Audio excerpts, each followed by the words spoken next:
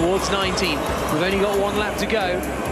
He's going to try and set him up, isn't he? If you're Heidfeld, you're going to have to set him up and gradually gain on him through about 3 or 4 corners, probably trying to get him, maybe even in the last corner. It might come down to the last corner, the last lap here, setting him up the whole rest of the lap just to get close enough.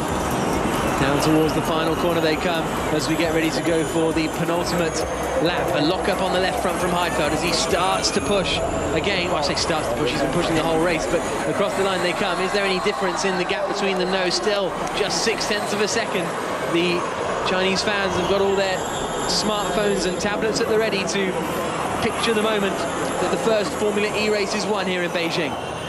If he's going to do a move, he's got to start getting closer just at this point of the lap. Coming out, probably actually out of the turn 13 chicane is when that move is going to really start sort of building. The cars are so close together, you can't just, in terms of performance, you can't jump on them. You're going to have to build up to that move. Through the left-hander of 6. Prost was on the limit. Did you see the rear slide in there from the mid to exit through that turn 6? Really pushing hard, and these two guys have done a very good job of managing their battery, but the fact that they've still got this sort of pace, whereas the likes of De Grassi and Montani and Daniel Abt are all dropping back a little bit. But here we go, out through towards turn 14. There's only 3 corners to go. 3 corners separate Nico Prost and victory. Into the left-hander he comes now. All very neat and tidy, and Heidfeld's got to push. They've done a brilliant job, these two, keeping the momentum up better than the other guys, using the momentum rather than using more battery power. Conserving energy is one thing, but they've been driving the hell out of the cars all day. Through the chicane. 2 more corners to go now in the FIA Formula E race here in Beijing. There's still just 0.6 of a second between first and second, but it looks as though Nico Prost may just have enough. He comes through turn 19, 1 turn to go. Heidfeld's closing in as they come towards the final corner at turn 20.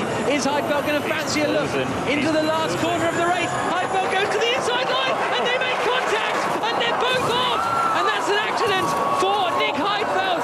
He has gone off the circuit. The 2 of them come together in the final corner, which means Lucas de Grassi is going to take victory in the FIA Formula E race here in Beijing. A dramatic end to the race as Nick Heidfeld is pitched into the air after contact with Nico Prost. The Venturi team watching on, and what a dramatic end as the cars come across the line. Frank Montani finishing in 2nd for Andretti. It's 3rd for Daniel Abt, 4th for Sam Berg, 5th for Charles Pic. But a shake of the head from Alain Prost. There is Nico Prost out of the car, and he goes as if to say, what happened there?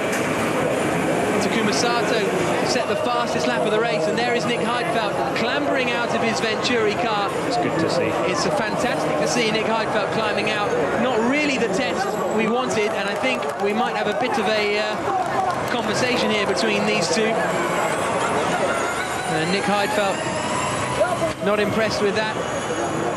I'd love to see that again, because they got alongside and then there was a big swerve in one direction or the other. I'd love to see a replay to see which one swerved at which there, because that was it was a great build-up to the move that we talked about. It was all coming, wasn't it? It was all...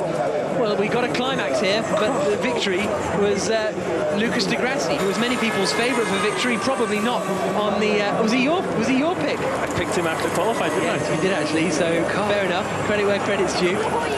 And so a dramatic end to the Formula E race here in Beijing. Here we go. This is on board, coming down towards the final corner.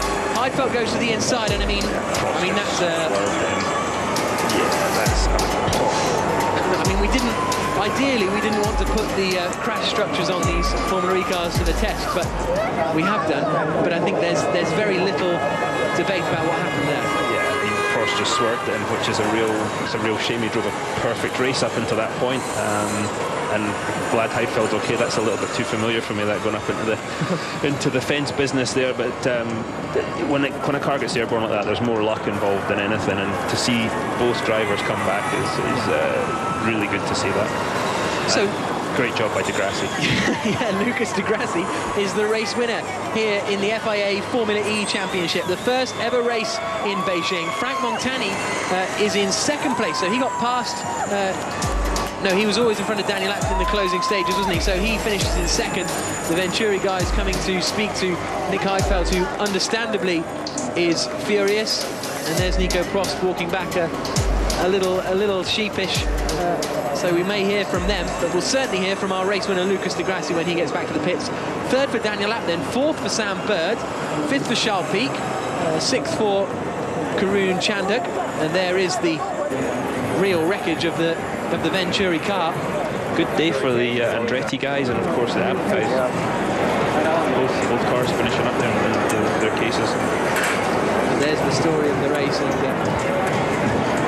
Nico Prost looking very disheartened, and interesting to hear both of their sides of the story. Well, I think Heidfeld's side of the story we probably don't need to hear. From one of fury. Oh yeah, from the in car it's clear, isn't it? Let's watch again from outside in case. He checks to the right, he's not there. Oh, I mean, that's just silly. I mean, I do try to stay impartial at times, but those curbs just sent that car in there. We've got to rethink that, because that happened at Spa as well with the GP3 car. We've got to rethink these sausage curbs. And here we go again into the final corner. And from Prost's point of view, what was you know, you just cover the inside line here? Is that all you can do? You're thinking, oh no, here it comes. Yes. It's happened to me the last lap of the 500 a couple of years ago with Sato, but yeah, he just drove at it. Yeah, not good. It's the shape. Sometimes you've been passed and you've got to accept it. You know, you do your best to not be passed, but what can you do? I was real worried about Heidfeld there. Yeah. Good to see Nick climbing out of the car, and Alain Prost with his head in his hands it looked like he put his head in his hands as soon as the contact was made, and didn't sort of watch the rest of the accident by the looks of things. Great safety there from the car.